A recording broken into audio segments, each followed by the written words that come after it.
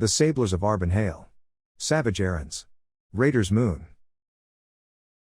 The events of Raiders' Moon are set in Anzioch, a holy city within the greater territory known as Sanzakarth. In Vin Veneer cartography, the northern kings of the Holy Loch refer to Sanzakarth as the Western Fortunes. Among the great houses of the north, those living within the mountains of Vambrasia are considered the most formidable. Among them, the House of Pale Dragon was famous for exploring and partnering with remote nations. It was the Pale Dragon's deep commercial co-ventures with the first nobles of Sanzakarth that resulted in the long-standing treaty called the Pale Dragon Amendment.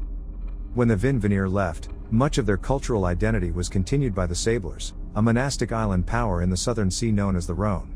This includes the military obligations of the Vin Veneer, such as the Pale Dragon Amendment.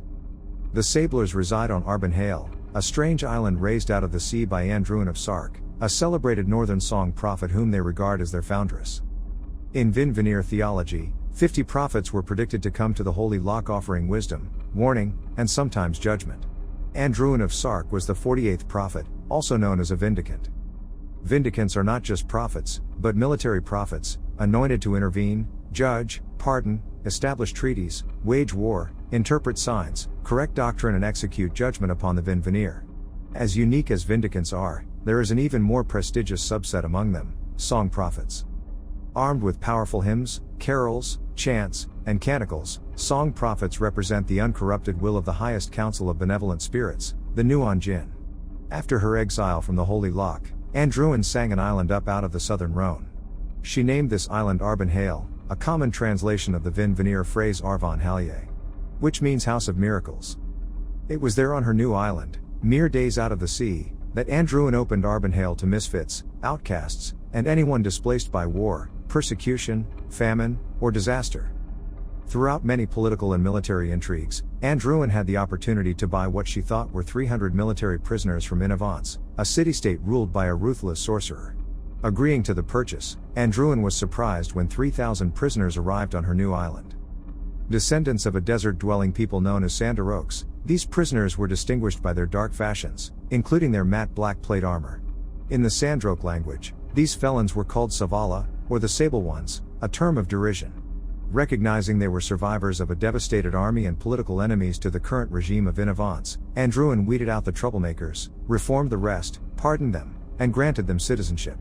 Now free, the Sablers adopted Anzion's vision and set out to establish a legitimately benevolent haven on Arbonhale, one dedicated to economic reform, good laws, and justice.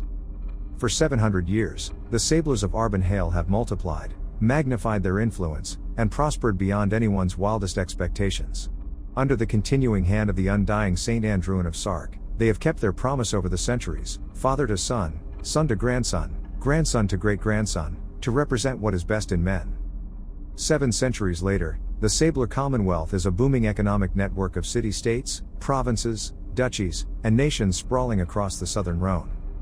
When the opportunity arose to lawfully intervene in the chaos overwhelming the Western Fortunes, the Sablers committed their new army and their vast fleet to the freeing of a people long under the heel of ruthless men and women.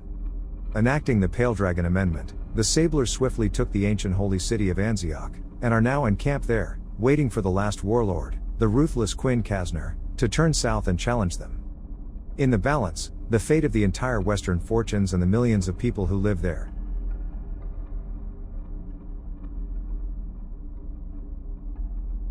Raiders' Moon. Your donations and support make this all possible.